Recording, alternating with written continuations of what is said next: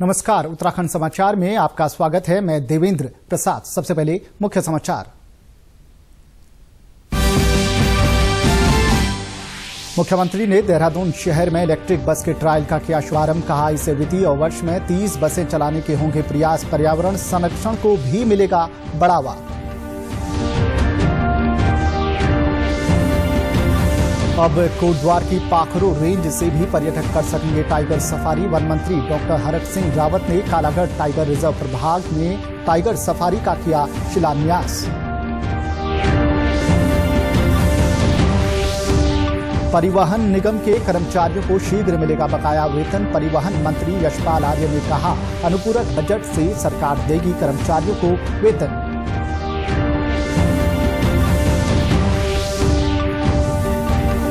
और शीतलहर से बचाव को लेकर मुख्य सचिव ने ली समीक्षा बैठक। आपदा प्रबंधन विभाग को संसाधन बढ़ाने और अतिरिक्त संसाधनों की मांग को तत्काल पूरा करने के दिए निर्देश। अब समाचार विस्तार से। देहरादून स्मार्ट सिटी लिमिटेड द्वारा शहर में इलेक्ट्रिक बस के ट्रायल का आज मुख्यमंत्री त्रिवेंद्र सिंह रावत ने शुभारंभ किया। इस मौके पर मुख्यमंत्री ने कहा कि ये एक अच्छी शुरुआत है और पर्यावरण की दृष्टि से ये उत्तराखंड के लिए एक महत्वपूर्ण कदम साबित होगा। उन्होंने बताया कि स्मार्ट सिटी देहरादून के अंतर्गत इस वित्तीय वर्ष में 30 बसें चलाने के प्रयास किए जा रहे हैं। उन्होंने कहा कि सरकार का प्रयास रहेगा कि धीरे धीरे मसूरी, ऋषिकेश और हरिद्वार तक इन इलेक्ट्रिक बसों को चलाया जाए। एक बार पहले भी इसका टेस्टिंग किया गया था मसूरी के लिए और बहुत अच्छा पिकअप है। बल्कि जब मसूरी से लौटते वक्त मैं समझता हूँ कि अगर मुझे सही ध्यान है तो 5 किलोवाट के करीब वो चार्ज भी हो गई थी बैटरी स्वयं। तो एक पहाड़ों में एक प्रश्न उठाते थे लोग कि पिकअप कैसा होगा, क्या होगा, लेकिन पहाड़ों के लिए भी ये बस सूटेबल है। अभी इसके चार्जिंग सेंटर की जरूरत होगी।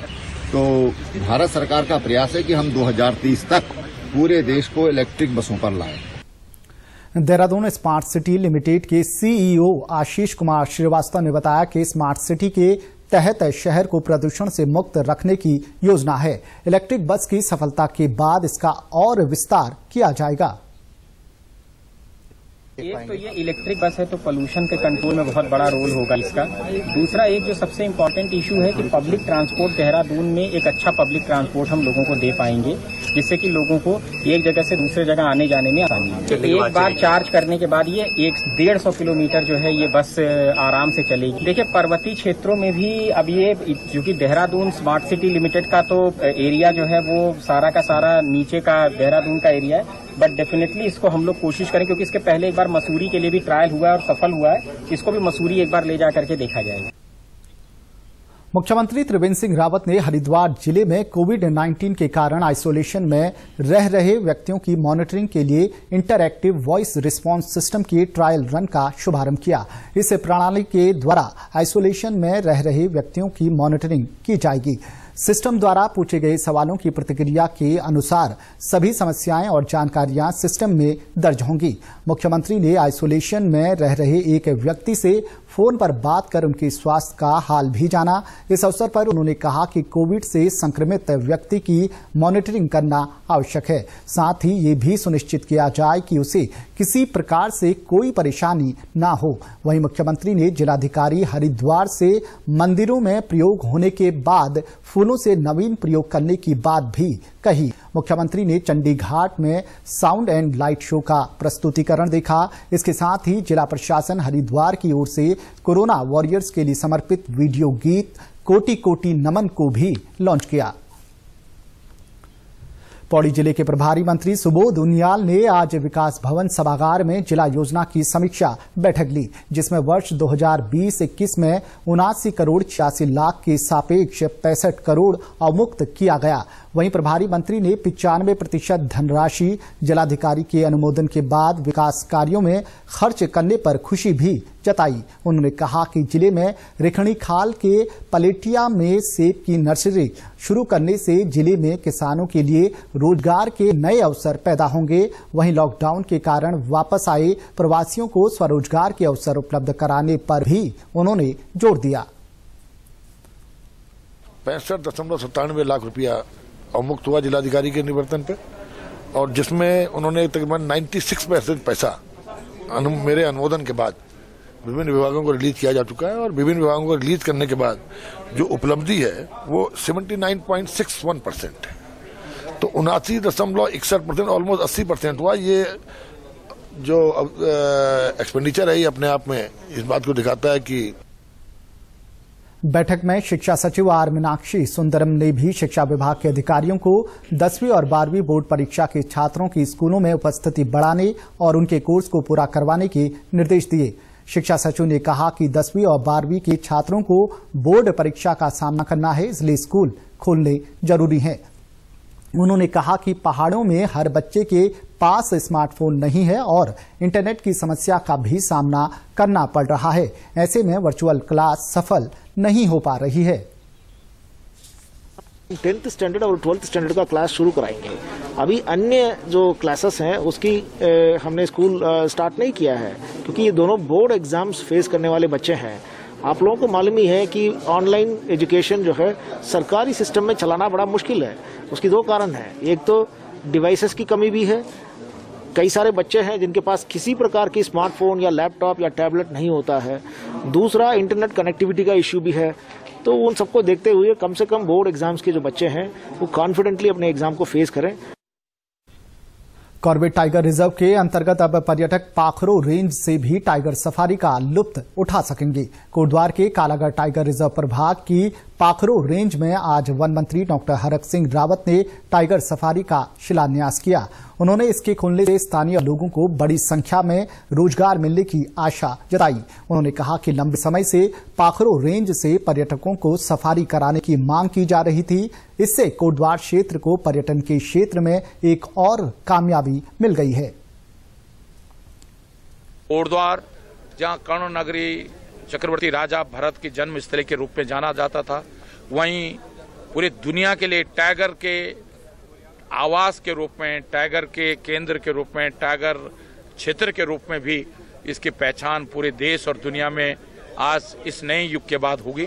देखिए, मैं सोचता हूँ लाखों लोगों को इस पर रिसोर्ट बनेंगे, होटल बनेंगे, ढाबे खुलेंगे, रेस्टोरेंट खुलेंगे, जिप्सियां चलेंगी।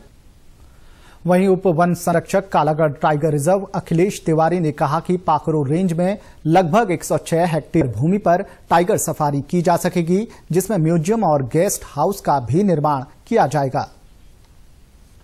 टाइगर सफारी की स्थापना से इस क्षेत्र का आर्थिक विकास होगा, पर्यटन के संभावनाएं बढ़ेंगी और उससे जुड़े जितने लोग हैं उनको रोजगार के साधन उपलब्ध होंगे। इसके अंदर टाइगर सफारी के अंतर्गत एक म्यूजियम बनेगा, बाड़े बनेंगे, वेटनरी हॉस्पिटल बनेगा। इसके अलावा जो पर्यटकों को अंदर के सफारी के अंदर जाने के लिए जो रोड नेटवर्क डेवलप करना है वो किया जाएगा। परिवहन मंत्री यशपाल आर्य आज नैनीताल पहुंचे, जिस पर स्थानीय लोगों ने अपनी समस्याओं से उन्हें अवगत कराया। पेयजल और पार्किंग की समस्या को लेकर परिवहन मंत्री ने मुख्यमंत्री से मिलकर निस्तारण करने की बात कही। वहीं पत्रकारों से वार्ता करते हुए उन्होंने कहा कि परिवहन विभाग के कर्मचारियों का वेतन शीघ्र दिया जाएगा। उन्होंने कहा कि कोविड के चलते परिवहन निगम को खासा नुकसान उठाना पड़ा है, जिसके चलते परिवहन विभाग ने निगम के अधिकारियों के खर्च में भी कटौती की है। परिवहन विभाग ने पिछले वर्ष जो हमारा राजस्व प्राप्ति का लक्ष्य था उसको हमने 91% पर हम लाए। ये पहली बार हुआ कि राजस्व प्राप्ति का लक्ष्य को हमने प्राप्त करने की दिशा में हमने बहुत मजबूती से हम आगे बढ़े। लेकिन कोविड-19 की वजह से हमारे राजस्व प्राप्ति के लक्ष्य को हम पूरा नहीं कर पा रहे, काफी कमी आई है। लेकिन अब धीरे रफ्तार पकड़ रही है। लेकिन जो पिछले दिनों जो नुकसान हुआ उसकी भरपाई करना बहुत कठिन है। मुख्य सचिव ओम प्रकाश की अध्यक्षता में आज शीतलहर से निपटने के लिए विभागों और जनपद स्तर पर की गई तैयारियों के संबंध में एक समीक्षा बैठक का आयोजन किया गया।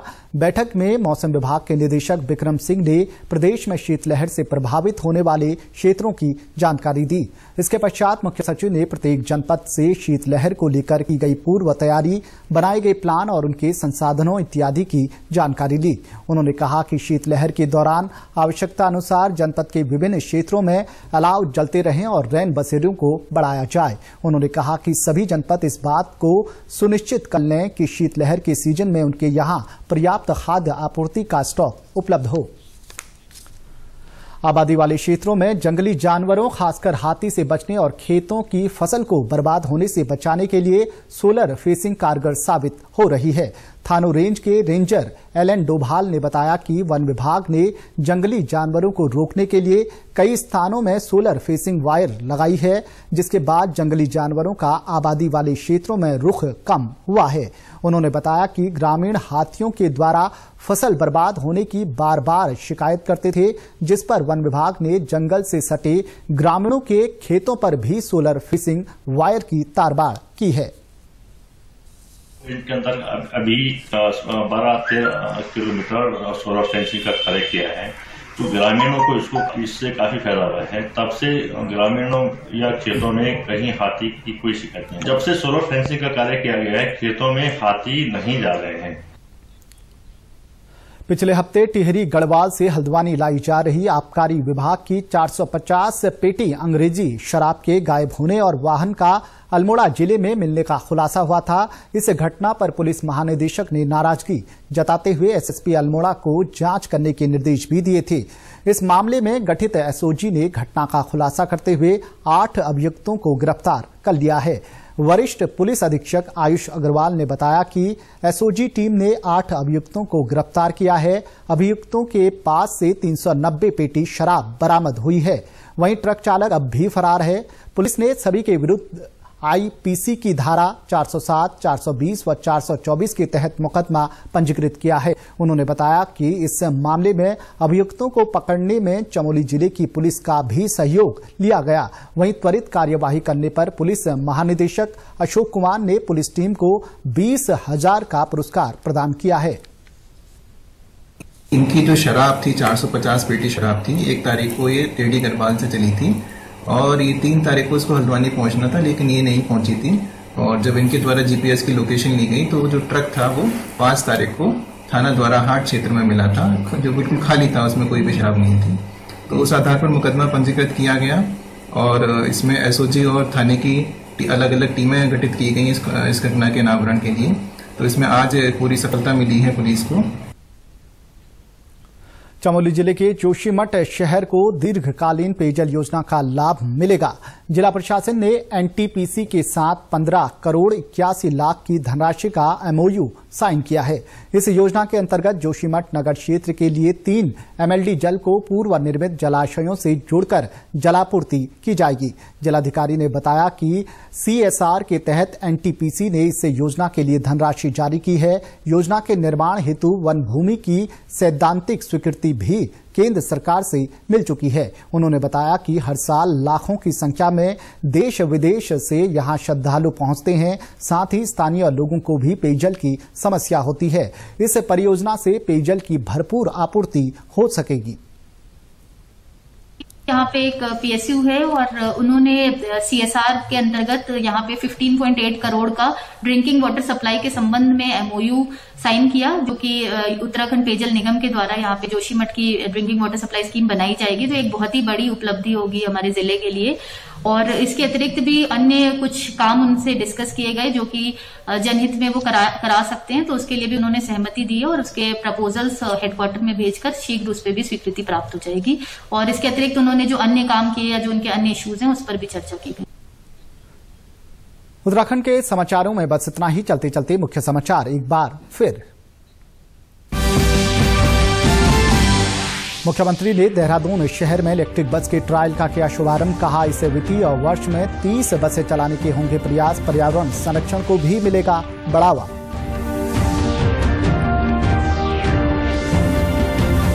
अब कोटद्वार की पाखरो रेंज से भी पर्यटक कर सकेंगे टाइगर सफारी। वन मंत्री डॉक्टर हरक सिंह रावत ने कालागढ़ टाइगर रिजर्व प्रभाग में टाइगर सफारी का किया शिलान्यास।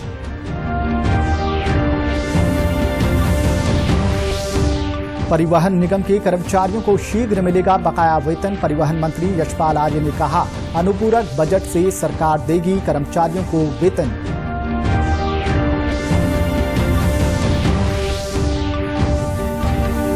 और शीतलहर से बचाव को लेकर मुख्य सचिव ने ली समीक्षा बैठक। आपदा प्रबंधन विभाग को संसाधन बढ़ाने और अतिरिक्त संसाधनों की मांग को तत्काल पूरा करने के दिए निर्देश। उत्तराखंड की खबरों के लिए आप हमसे सोशल मीडिया के माध्यम से भी जुड़ सकते हैं। हमारा ट्विटर हैंडल है DD News_देहरादून, हमारा फेसबुक पेज है DD News उत्तराखंड और हमारे YouTube channel DD News Uttarakhand को भी आप सब्सक्राइब कर सकते हैं। कोरोना संक्रमण से बचने के लिए मास्क का अनिवार्य रूप से और सही ढंग से प्रयोग करें। साथ ही सामाजिक दूरी का ख्याल रखें, नियमित रूप से हाथ धोएं और याद रखें, कोरोना को हराना है, मास्क जरूर लगाना है। नमस्कार।